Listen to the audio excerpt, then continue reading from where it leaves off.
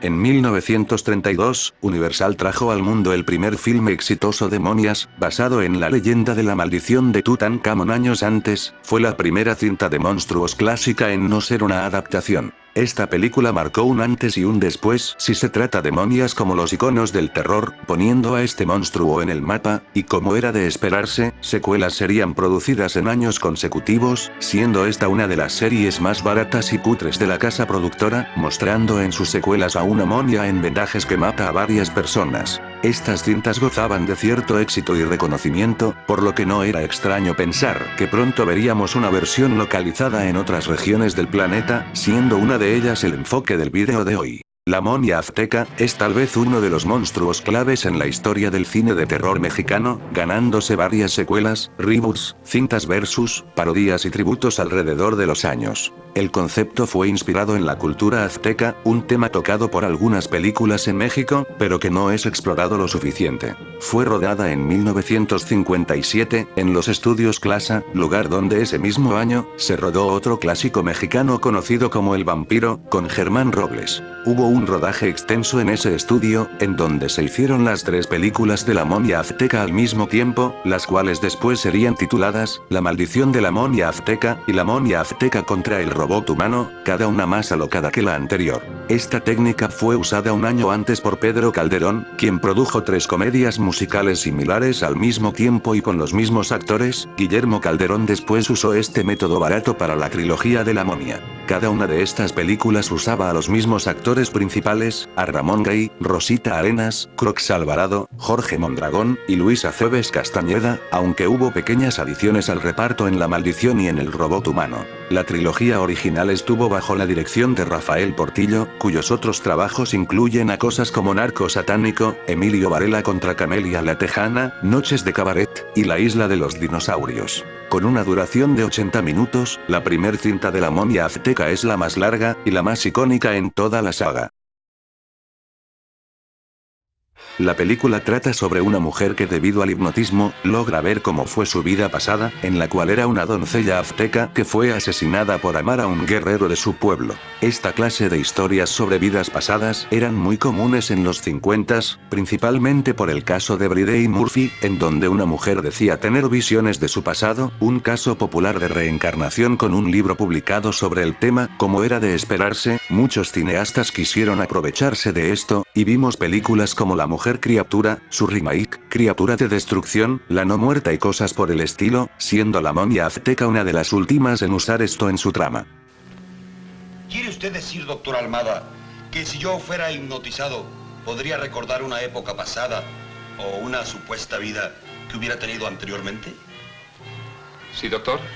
Podría usted recordar. Los investigadores van a la tumba de la doncella azteca, en donde encuentran al guerrero momificado. Este cobra vida y busca sus pertenencias que le fueron robadas. De igual modo tenemos a el Dr. Cruz, quien se disfraza del villano conocido como el murciélago, quien intentará robar el tesoro del muerto viviente. Fue una de las películas representativas para el terror en México. Considero que su historia es algo interesante, juntando varios elementos populares del cine de género en esos años, y claro, creo que lo hace de una manera decente. Es posible que el filme sufra mucho por la gran cantidad de relleno, algo que se volvería un problema creciente en la serie, pues las otras son mayormente recapitulaciones de eventos pasados, aunque por lo menos todo aquí es nuevo y cautivante. Le toma mucho tiempo poder llegar a su acción verdadera. De hecho no se ve mucho de la momia, se ve lo suficiente para no decepcionar a los fans de los monstruos, pero tampoco es el enfoque principal en la mayor parte de la cinta. El diseño de la momia azteca es genial, su cruda y mezquina apariencia la vuelve una criatura memorable y atractiva.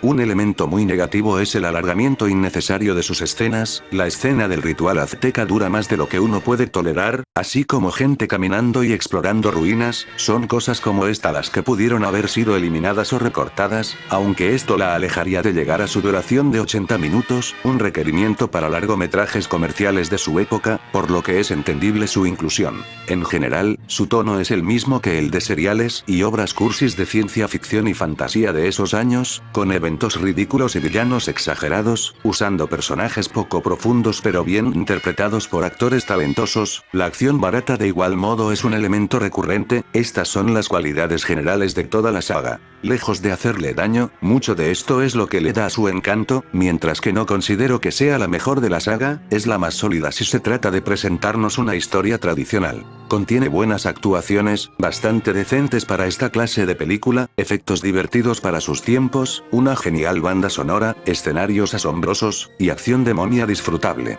Si te gustan las películas de momias, La momia azteca puede satisfacer a los fans del terror clásico en blanco y negro. En Italia se le conoció como El despertar de la momia, en Estados Unidos tuvo el mismo título, con otro alternativo que fue El ataque de la momia azteca. Aparentemente, también se le conoce simplemente como La momia. Esta información viene del libro de Fridolin Ray, El nuevo Poverty Row. Aunque esta información no está confirmada, pienso que fue solo una confusión, pues nunca he visto que se refieran a ella de esta forma, y tampoco he visto un póster con ese título. La segunda entrada fue La maldición de la momia azteca, estrenada ese mismo año, con el mismo equipo de producción y reparto, añadiendo a un luchador a este, un claro intento de aprovechar el éxito de obras famosas y exitosas de luchadores, como Huracán Ramírez, El enmascarado de plata, de René Cardona, y Secuestro diabólico. La maldición se aleja de la atmósfera de terror y suspenso de la primera, optando por ser una cinta de acción, crimen y aventuras con toques de terror. Ahora el Dr. Krupp intenta robar de nuevo las joyas de la princesa azteca, la hipnotiza para llegar a ellas, pero son detenidos por el Dr. Almada, su asistente, y un justiciero enmascarado conocido como el Ángel. La maldición no eleva mucho la historia de la momia azteca y su tesoro, en cierto modo es poco inteligente y se encarga de reciclar lo más que puede metraje de películas pasadas. Su tono es un tanto más exagerado que la primera, siendo mucho más ridículo, lo que causa un contraste desastroso entre los diferentes géneros con los que juega. Es un poco menos entretenida que la anterior. Creo que lo que la hace inferior es todo esto que dije. No sabe realmente lo que es. Considero que esto le afecta bastante, llegando incluso a ser un tanto tediosa. No es terrible, es un tanto divertida por su acción y elementos mexicanos de género, pero no es lo mejor que se puede hacer con esta clase de trama. Ya tuvimos el terror tradicional de momias y culturas antiguas, en la segunda se le añadió un elemento de acción de luchadores, ahora tenemos un poco de ciencia ficción en la tercera parte.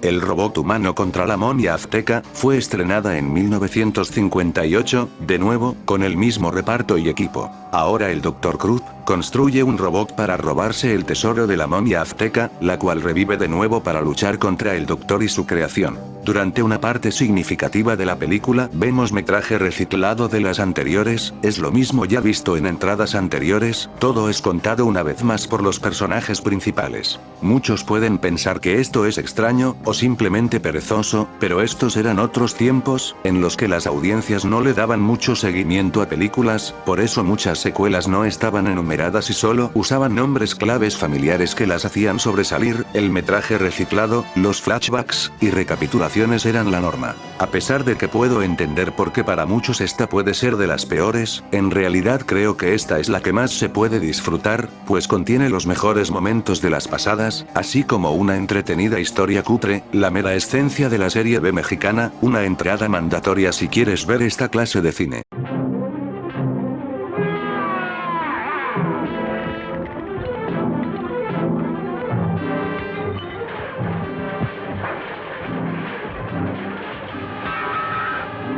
La cinta también gozó de éxito internacional, fue distribuida en Estados Unidos por el productor K. Gordon Murray, quien tomaba cintas extranjeras, mayormente mexicanas, las doblaba al inglés y las vendía a televisión y cines. El traje del robot humano luego sería usado en La nave de los monstruos, y 2 años después en Caperucita y Pulgarcito contra los monstruos. Esta película terminaba de manera casi definitiva con la leyenda de la momia azteca en su serie original y más famosa, pero no marca el fin del personaje y del concepto.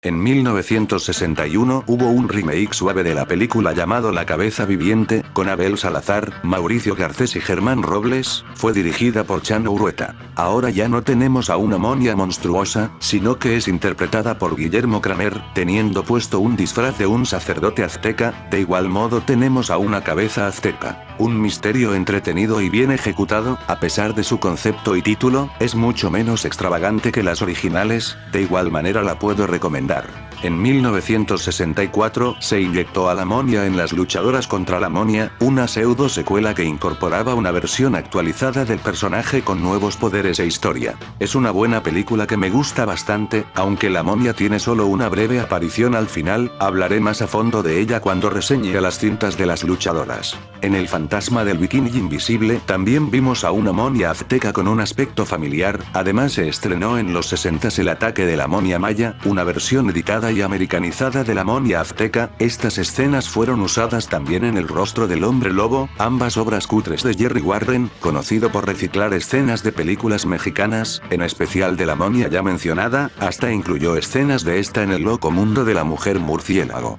El año 1999 nos dio otra película de momias aztecas, con El grito de la momia, y el 2002 nos trajo el corto de comedia, Harry Knuckles contra la momia azteca. Años después se estrenó Mil máscaras contra la momia azteca, un tributo a las películas clásicas de luchadores. You will never see another movie like Mil Máscaras vs. the Aztec Mummy.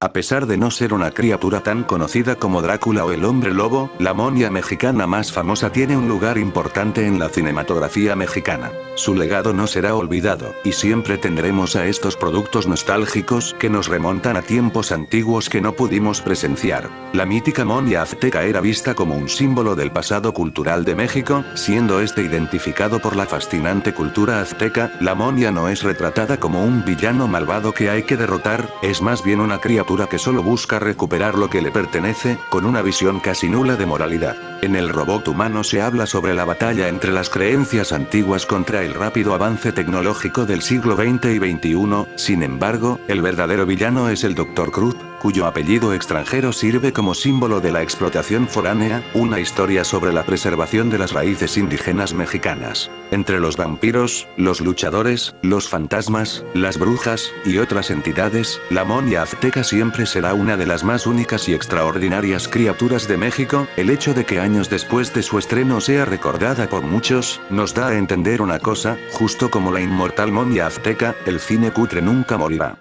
Espero que les haya gustado el video, dale like, comenta y suscríbete para más reseñas a películas de terror y de culto. Denle like a la página de Facebook, y visiten Vulture Entertainment para ver películas cutres. Si quieres que hable de una película o de un tema dilo en la caja de comentarios, pero recuerda que es solo una recomendación, por lo que puede que no la haga, o puede que tarde un rato en hacerla. Sin más que agregar, me despido.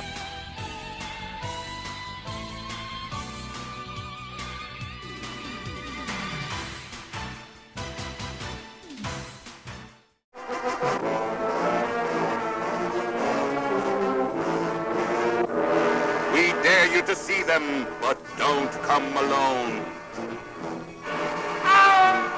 The Vampire's Coffin in an all-new double horrorama show with The Robot versus the Aztec Mummy, presented